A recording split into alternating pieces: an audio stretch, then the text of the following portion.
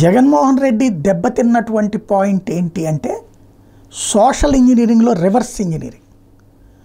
Social ఇంజనీరింగ్లో expert Jaganmohan Reddy 2014లో ప్రయోగించారు, success అయ్యారు. 2019లో ప్రయోగించారు, సక్సెస్ అయ్యారు.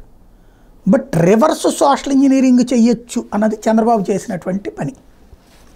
రెడ్డి సామాజిక వర్గం జగన్కి దూరం అయ్యింది, కోపంగా ఉన్నారు, వాళ్ళకి అపారమైనటువంటి అవకాశాలు ఇవ్వడం.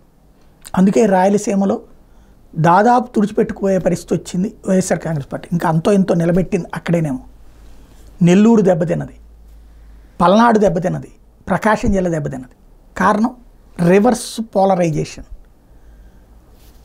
కమ్మ, కాపు, రెడ్డి ఈ మూడు కాంబినేషన్ ఎవరైనా ఊహిస్తారా? అది ఊహలకు అతీతమైనటువంటి సాధించి చూపించారు ఆయన. ఎలాగా? కమ్మ సామాజిక వర్గం, కాపు సామాజిక వర్గం ఒక ఆస్పెక్ట్ అయితే, రెడ్డి సామాజిక వర్గాన్ని ఆప్యాయంగా దగ్గరికి తీసుకోవడం, అది కీలకమైనటువంటి అంశమైంది. ఇది నేర్చుకోవాల్సినటువంటి వ్యవహారం. రెండోది వచ్చేటప్పటికి ప్రజలలోకి ఒక జట్టుగా వెళ్తే బలం అన్నటువంటి ఫీలింగ్ 2014లో జనం చూశారు, 2019లో మళ్ళీ జనం ఆదరించారు. జట్టు కాదు, ఒంటరైతేనే జనం నమ్ముతారు అన్నది ఒక్కసారి మాత్రమే చూశారు జగన్మోహన్ రెడ్డి. కానీ 2 సార్లు ఓడారు జట్టుకి. అంటే జట్టు ముఖ్యం అన్నటువంటి పాఠం మరొకటి. ప్రాంతీయ పార్టీల అధికారంలో ఉన్నటువంటి చోట ఫస్ట్లో దూకుడుగా ఉంటారు, తర్వాత జట్టే.